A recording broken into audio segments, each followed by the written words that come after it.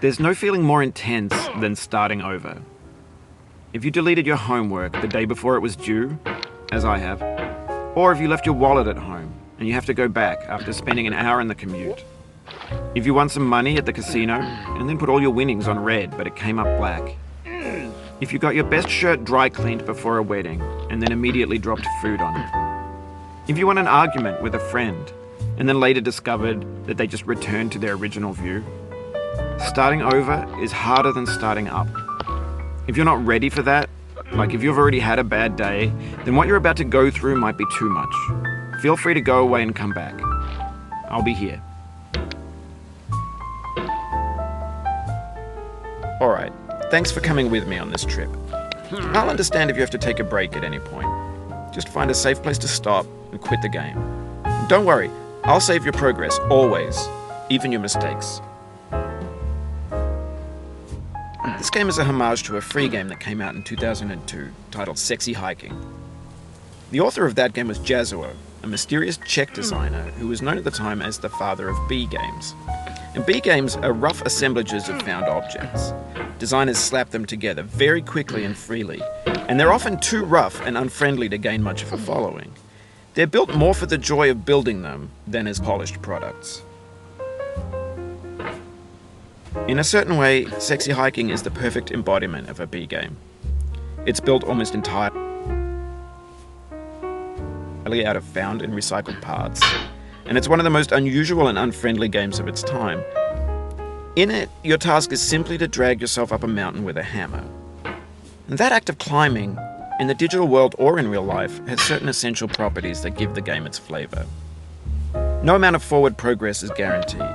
Some cliffs are too sheer or too slippery, and the player is constantly, unremittingly in danger of falling and losing everything. Anyway, when you start Sexy Hiking, you're standing next to this dead tree that blocks the way to the entire rest of the game. It might take you an hour to get over that tree, and a lot of people never got past it. You prod and you poke at it, exploring the limits of your reach and your strength, trying to find a way up and over. And there's a sense of truth in that lack of compromise. Most obstacles in video game worlds are fake. You can be completely confident in your ability to get through them once you have the correct method or the correct equipment or just by spending enough time. In that sense, every pixelated obstacle in Sexy Hiking is real. The obstacles in Sexy Hiking are unyielding, and that makes the game uniquely frustrating. But I'm not sure Jazuo intended to make a frustrating game. The frustration is just essential to the act of climbing, and it's authentic to the process of building a game about climbing. A funny thing happened to me as I was building this mountain.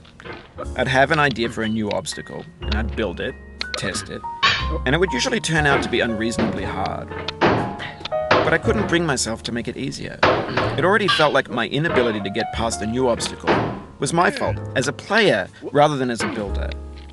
Imaginary mountains build themselves from our efforts to climb them, and it's our repeated attempts to reach the summit that turns those mountains into something real.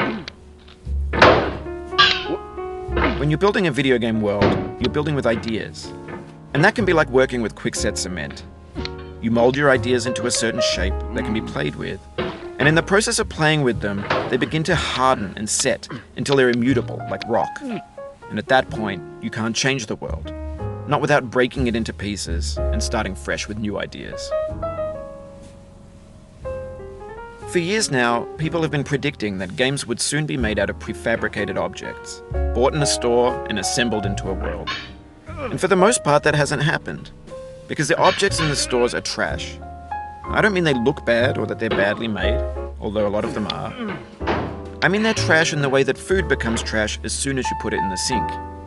Things are made to be consumed and used in a certain context, and once the moment is gone, they transform into garbage. In the context of technology, those moments pass by in seconds.